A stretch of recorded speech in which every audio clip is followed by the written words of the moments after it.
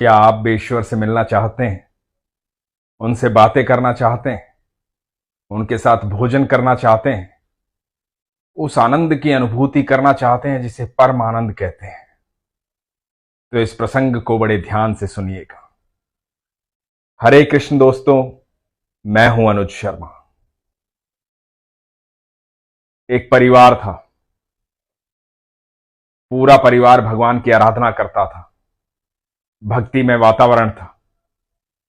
परिवार में एक बच्चा था, 7-8 साल का बच्चा। परिवार जैसा होता है, बच्चा वैसा ही हो जाता है। वो सब कुछ सीखता है अपने माता पिता को देख करके, अपने आसपास के माहौल को देख करके। वो रोज देखता था कि उसकी मैया कैसे भगवान को भोग लगाती है, कैसे पिता भगवान की आराधना करते हैं। उसके मन में एक प्रश्न आया। उसने माता से पूछा कि मां, ये बताओ कि भगवान के साथ बैठकर भी भोजन किया जा सकता है?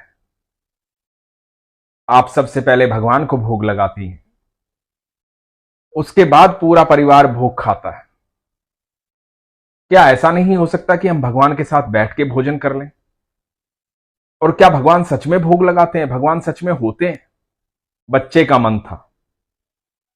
बड़े सरल और साधारण प्रश्न थे। मां ने कहा कि बेटा, हां, भगवान होते हैं। हम भगवान के साथ बैठकर भी भोजन कर सकते हैं।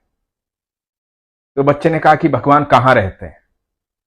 मैया ने कहा कि जब भी तुम एकांत में अपने दिल से, अपने मन से भगवान को याद करोगे, भगवान तुम्हें दिखाई देंगे। एकांत में रहते हैं भगवान।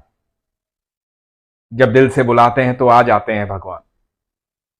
तो बच्चे ने कहा कि ठीक है मैया, जैसे आप भगवान को भोग लगाती हो, मैं भी भगवान को भोग लगाऊंगा, लेकिन मैं भगवान को अपने हाथों से भोग लगाऊंगा।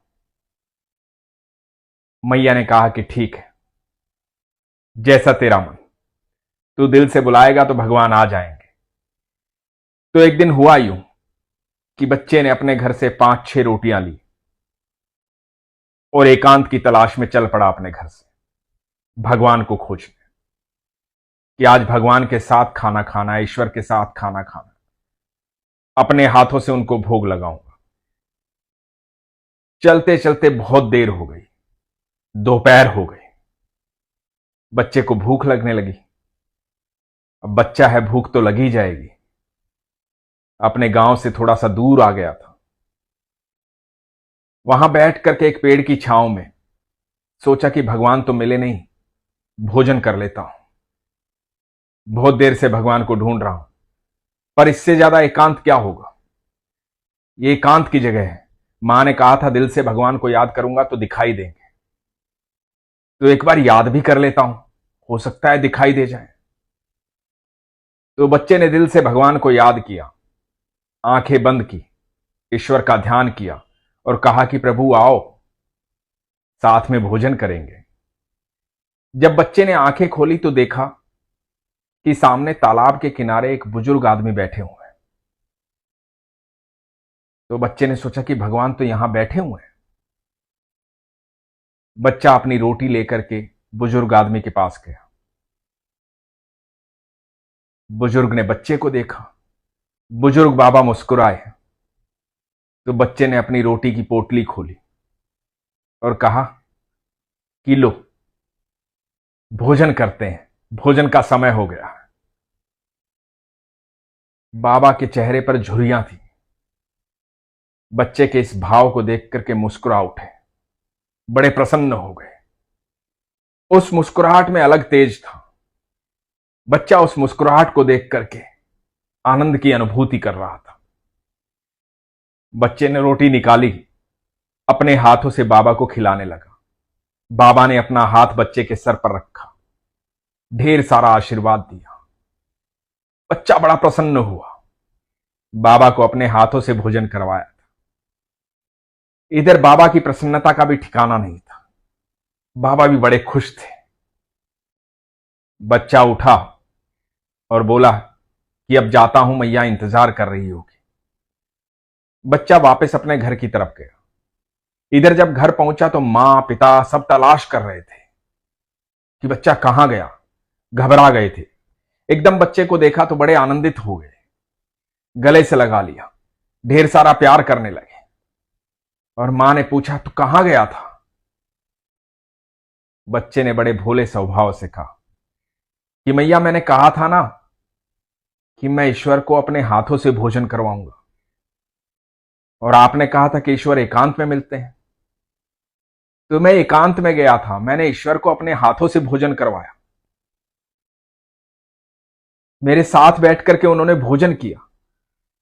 पर मैया, एक बात बताऊं, भगवान जो है ना, बूढ़े हो गए हैं, बहुत बूढ़े हो गए हैं। पर मैं जब भोजन करवा रहा था ना और वो मुस्कुरा रहे थे, मुझे बहुत आनंद की अनुभूति हो रही थी, मुझे बहुत अच्छा लग रहा था। उन्होंने मुझे ढेर सारे आशीर्वाद भी दिए। इधर वो बुजुर्ग बाबा शाम होते होते अपने गांव पहुंचे।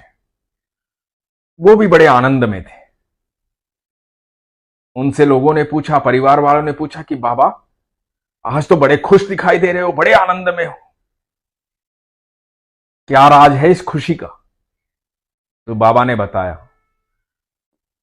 कि चलते चलते थक गया था, बहुत भूख लगी थी, शरीर में जान नहीं थी। एक तालाब के किनारे बैठ गया था, सोच रहा था कि भगवान, बहुत भूख लगी है, पर इस वीराने में कौन आएगा? आप ही कुछ चमत्कार कर सकते हो, आप ही आ सकते हो। प्रभु, बहुत भूख लगी है, पर आप तो सबका इंतजाम करते हो, मुझे यकीन है आप मेरा भी कर ही दोगे। इतने में एक बच्चा आया। वो बच्चा रोटियां लेकर आया था, उसने अपने हाथों से मुझे रोटियां खिलाई। वो कोई बच्चा नहीं था, साक्षात मेरे कन्हैया थे, साक्षात मेरे ठाकुर थे। मुझे खुद भोजन खिलाने आ गए, वहां कोई नहीं था। मेरे भगवान को जैसे ही मैंने पुकारा, वो आ गए। तो आज मैं भगवान के हाथों से भोजन करके आ रहा हूं, इसलिए बहुत खुश हूं। दोस्तों, जब भी हम किसी की मदद कर रहे होते हैं तो हमें आनंद की अनुभूति होती है। ठाकुर जी कहते हैं कि मैं सबके भीतर समाहित हूं, तू सबके भीतर मुझे जान। ठाकुर जी सबके भीतर समाहित है। जब हम सबके भीतर ठाकुर जी को जान लेते हैं और सबके भीतर उनको देखने लग जाते हैं, तो हमें हर पल ईश्वर की अनुभूति होती है।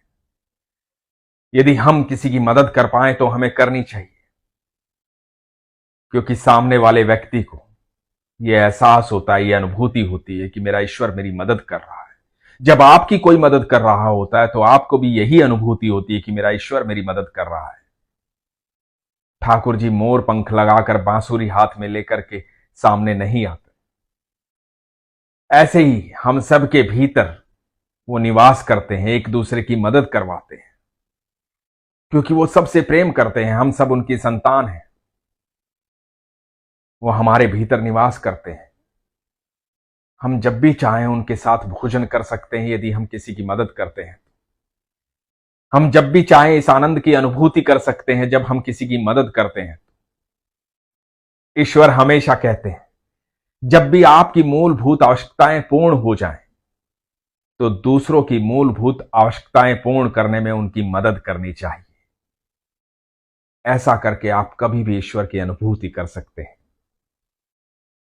सही मायने में ईश्वर आपको ईश्वर होने का मौका देते हैं। वो आपसे बेहद प्रेम करते हैं। जब आप देखना चाहेंगे तो वो सबके भीतर नजर आएंगे, और जब वो सबके भीतर नजर आएंगे तो समझ लेना कि ईश्वर आपके हृदय में निवास कर रहे हैं। ईश्वर आपसे बेहद प्रेम कर रहे हैं।